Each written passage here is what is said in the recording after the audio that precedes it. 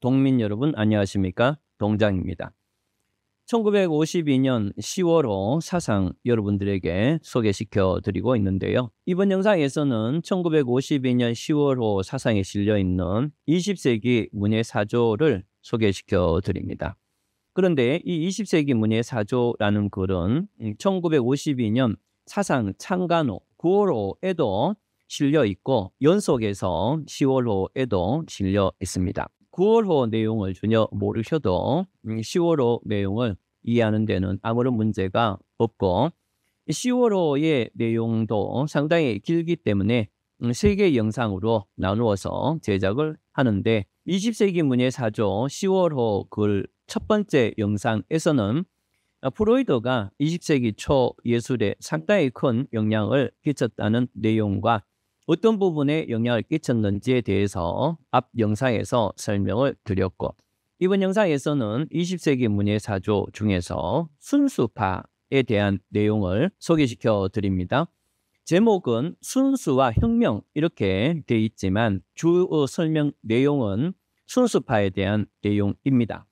앞에서 설명드렸지만 앞 영상에서 설명드렸지만 저는 제 나름대로 이 글을 요약해서 전달해 주는 게 아니고 여러분들에게 그대로 소개시켜 드리고 판단을 여러분들께서 직접 하시도록 하고 있기 때문에 그래서 그대로 지금 소개해 드립니다. 우선 프랑스 근대시의 흐름의 맨 끝에 바레리가 있다 이렇게 표현되어 있고 모든 본능과 성분과 개성을 떼어 팽개치고 자기를 보고 다시 자기를 보는 그렇게 해서 무한에 이르른다 라고 한 그는 자아를 발견하기 위한 거창한 단련을 말한 것이다. 이렇게 되어 있는데요. 이것은 무슨 말인가 하면은 인간을 둘러싸고 있는 모든 사회적인 간섭이나 이런 거에 대한 어떤 욕구들 이런 걸 완전히 제외시키고 자신이 자신으로서 순수한 모습 그것을 찾는 것에 대해서 발레리가 얘기하고 있는 겁니다. 지금 제 견해인데요. 요거는 아마 실존주의라는 관점하고 프로이드의 관점이 영향을 끼친 그런 내용 같습니다. 도망에 능란한 타락에 동의하지 않는 어떤 여자도 나의 말을 끌지는 못한다.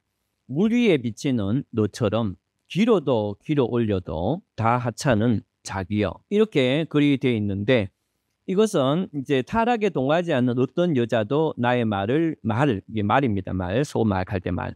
이걸 끌지는 못한다. 이것은 내 욕구, 사회적이든 개인적이든 나를 잊어버리게 하는 그러한 욕구들은 어떠한 욕구들도 나를 그쪽으로 끌어가지 못한다. 이런 뜻이고 오로지 존재하는 나의 모습 그것만이 진정한 나의 모습이다. 이렇게 얘기하고 있는데요. 이것은 앞 영상에서 프로이드 설명을 드릴 때 우리가 자애의 단계 다음을 자기의 단계, 나르시스의 단계라고 했죠. 그래서 기본적으로 자애의 단계는 어린아이, 인간의 자기의 욕구만 생각한 단계고 그 다음에 자기의 단계는 자신과 타인을 구분을 할 수 있은 다음에 그런 다음에 자기에 대한 애착을 갖는 단계가 자기애의 단계인데 나르시스적 단계이고요.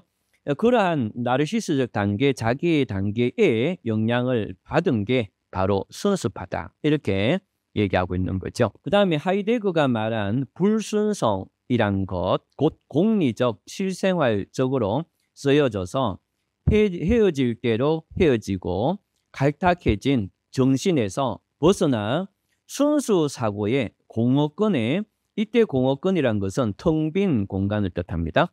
공허권의 둘레에다가 수정처럼 투명한 언어의 군단으로 결정시키는 이때 결정은 이때 정자는 완전히 깨끗하게 우리가 완전히 정화하다 이런 의미에서 결정입니다. 그러니까 결정시키는 순수의 경기구 발레리 이때 경기구는 기구예요. 그러니까 하늘에 떠다니는 기구 있잖아요. 그걸 뜻해요. 다시 읽어보면 하이데거가 말한 불순성이란 것, 그 공리적 실생활적으로 쓰여져서 헤어질 대로 헤어지고 불순해진 정신에서 벗어나 순수 사고의 공업권의 둘레에다가 수정처럼 투명한 언어의 군단으로 정화시켜서 만드는 그러한 순수의 하늘에 떠다니는 기구, 이렇게 발레리의 시를 얘기하고 있는데요.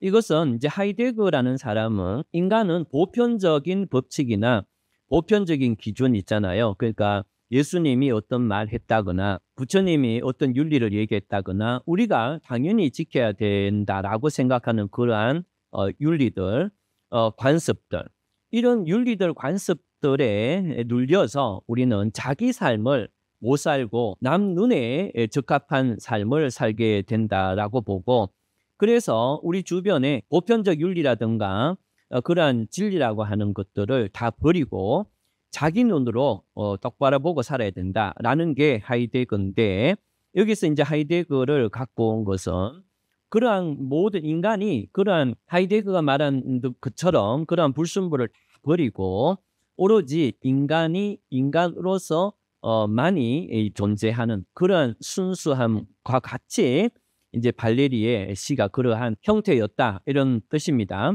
여기서 이제 언어의 군단이라는 것은 그런 이제 시 역시 모든 관습이나 윤리적인 것, 시는 이렇게 작성해야 된다라는 서사적인 것, 이런 것을 모두 버리고 시는 시 자체, 즉 언어 자체를 통해서 그것이 인간에게 어떤 감정을 불러일으키는가, 거기에 포인트를 두고 다른 사회적 의의나 관습, 그 다음에 통속적인 시 작성법, 이런 것들은 다 무시했다, 이런 뜻입니다.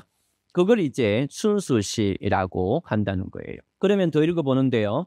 바레리가 그 시론에서 말한 언어의 두 가지 효용론, 곧 의미 전달적 작용과 감동을 주는 작용이 있는데, 영혼의 한 감동 상태의 창조에 특히 대응할 수 있는 그러한 언어를 갖추고 적혀 있는 시라는 것이 진정한 시고, 다른 어떤 관습이나 윤리적 또 사회적 요구라는 것은 그 시가 아니다, 이렇게 보는 거죠. 그래서 나는 물리학자가 순수한 물이라는 의미로 나는 시인으로서, 그래서 순수한 말, 이때 언어죠. 그래서 물리학자가 순수한 물이라고 하듯이 나는 순수한 어라는 것을 생각하겠다, 이런 뜻이겠죠.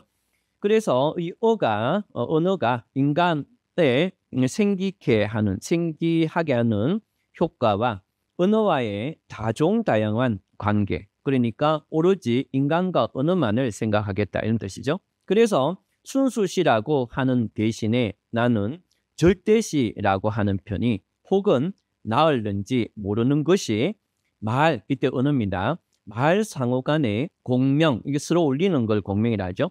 공명의 재관계에서 결과되는 효과의 탐색이라는 의미로 해석해야 할 것이다. 이거는 바렐이라는 사람이 그 시론에서 적은 내용을 이 조양이라는 분이 이 글을 그대로 나온 겁니다. 요컨대 저 언어에 의하여 지배되고 있는 감성의 전 영역의 탐구라는 것을 암시하는 것이다 라고 순수시를 규정하고 있다, 이렇게 보고 있습니다. 제1차 대전 전후의 정치사회의 혼돈, 전후의 세계를 휩쓴 불황과 풍속 등이 빚어낸 예술면의 경향으로서 전위파의 예술주의